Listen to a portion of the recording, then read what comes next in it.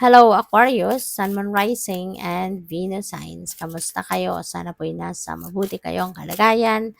Welcome back po sa Star Tarot at kung bago kayo rito, welcome din po kayo. Please subscribe, like, share my videos, and leave me a comment kung naka-resonate po kayo. Thank you. So, ay, nalaglag na pala. So, Aquarius, first card ninyo, Lovers. At meron tayong Two of Swords. So, si Lovers is a decision making. No? That is a decision making energy.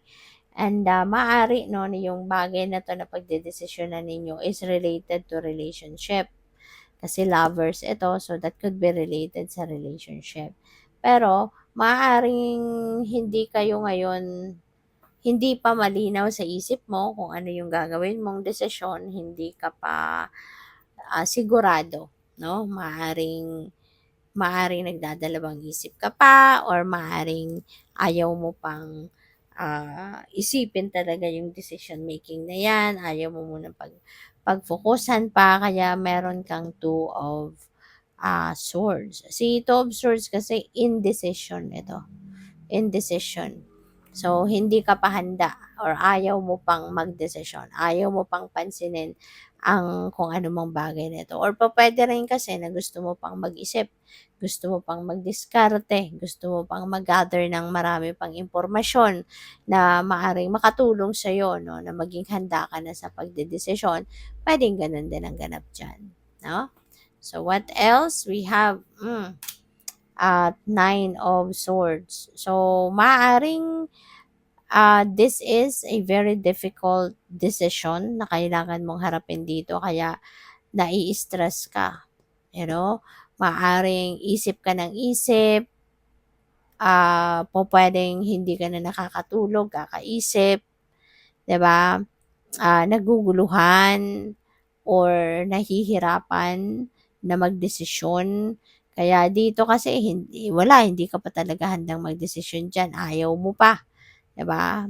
Matindi yung resistance dito na hindi pa ngayon, hindi pa ako magdedesisyon, ganyan. Kasi dito nahihirapan, 'no? Sumasakit na ang ulo, hindi na makatulog ng mabuti, ng maayos, kakaisip sa kung ano man ang kailangang pagdesisyonan dito. So, you know what? If you feel like hindi mo na 'to, yung parang hindi ka nagkakaroon ng clarity, kaya nahihirapan kang magdesisyon, so why don't you talk to someone? Subukan ninyo makipag-usap, no? Find a mentor, find someone na pwedeng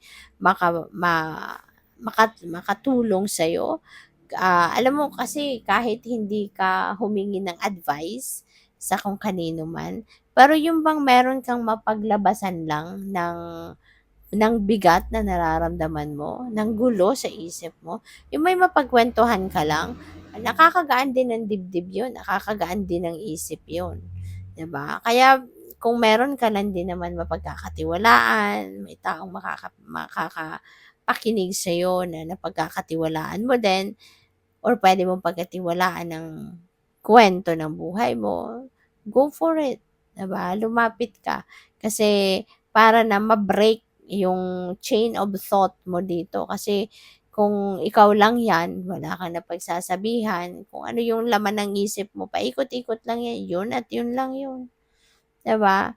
So, mas lalo lang magba-branch out yung sakit ng ulo mo dyan, ng pinoproblema mo. So, yun, pag-isipan mong mabuti kung ano ang makakabuti sa iyong sitwasyon sa ngayon, makakagaan.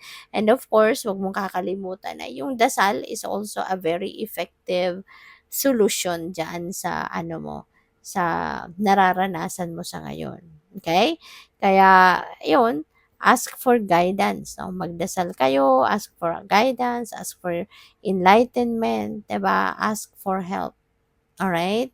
Sa divine universe para magabayan ka kung ano na yung dapat mong gawin. Alright? So, tignan natin kung ano pa ang ganap. And, yeah, by the way, maraming salamat muna for subscribing. And if you haven't subscribed yet, subscribe na kayo.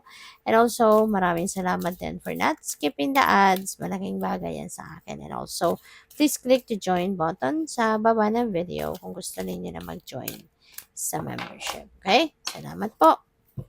So, what else? We have surrender. Ayan. So, I can release my need to control. So, napakaganda. No? Ito din yung isa sa the best din na pwede rin ninyong gawin para maibsan ang bigat na pinagdadaanan mo, ma-relieve ka, no, sa kung ano man ang itong sitwasyon mo sa ngayon. So, surrender, no, to God, surrender everything to the divine. Stress, yung worries mo, yung problema mo, kung anong pinoproblema mo, ipagdasal mo yan, ialay mo na lang yan lahat sa divine universe. Okay? And the divine for sure will help you lighten your load. Okay? So, we have friendship. I understand that a friend is in my life for a reason. So, pwede ngayon, maaring meron ka ding maiisipan na kaibigan na pwede mong mapagkwentuhan, na pagkakatiwalaan mo talaga, maaring confident mo to, or pwedeng, ano mo to, siya talaga yung advisor mo, or siya yung pinapagkatiwalaan mo ng lahat, no, sa buhay mo. So yun, maaring mapagsasabihan mo siya, maaring lalapitan mo siya, hingan mo ng tulong, hingi ka ng kanyang oras para mapakinggan ka lang niya, 'di ba? Kung ano man yung gusto mong i-share. And kaya siguro mas maa-appreciate mo din siya, mas maa-appreciate mo din yung friendship mo sa kanya ngayon kasi maaring nandiyan din talaga siya para sa iyo.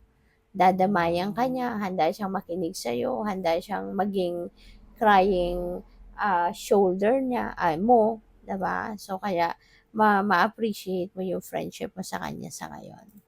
So what else? We have forgiveness. I acknowledge that harboring resentment blocks the flow of love. So po pwede na ang iba sa inyo rito. Of course, hindi ito para sa lahat, no? Kaya just take as it resonates po. Maari na ang iba sa inyo, yung pinoproblema ninyo siguro pwede nagkaroon kayo ng hindi pagkakaunawaan with your person. Kaya maaring yun ang pinoproblema ng iba sa inyo. Diba? Nabibigatan, no? Papatawarin ko ba siya or hindi? Diba? Papalagpasin ko na lang ba ang ginawa niya or hindi? Diba? Maaring yun ang gumugulo sa isip mo. Or pwede rin naman na ibang bagay, ibang sitwasyon, no? Kaya, yun, magdasal ka na lang at maganda yan na maaaring meron kang gustong pagsabihan yung kaibigan mo, gusto mo nang i-share yung mga pinoproblema mo. But yung forgiveness, maaari din na ang iba sa inyo, you are going to decide to forgive. Diba? Kasi makakagaan talaga ng pakiramdam yon. Yung pagpapatawad kasi hindi natin ginagawa yan para sa kanila para sa mga nakapagdulot ng sama ng loob sa atin, nakagawa ng hindi mabuti sa atin. Hindi natin ginagawang pagpapatawad para sa kanila. But mostly, ginagawa natin yan para sa sarili natin. Para na matanggal, no, yung bigat sa dibdib natin. Matanggal yung tinik sa dibdib, kumbaga. Diba? Para na makapag-move on na tayo. Para makapagsimula na tayo ng bagong buhay. Diba? Kasi paano ka magsisimula ng bagong buhay? Kung mabigat pa rin ang inyong loob, bit-bit mo pa rin yung resentments, 'di ba? Yung frustration mo doon sa tao, 'di ba? Wala, mahirap magsimula ng bagong buhay na bit-bit mo pa rin yung resentments, yung galit, yung inis, 'di ba? Hindi yung pagbabagong buhay. Kasi bit-bit mo pa rin yung bagahe mo from the past, 'di ba? Kaya maganda tong maaring maiisipan mong magpatawad na. Patawarin mo na sila para na maging mabuti na ang inyong pakiramdam. Maging magaan na ang inyong pakiramdam. So, good luck. Thank you for watching Love and Light. Namaste.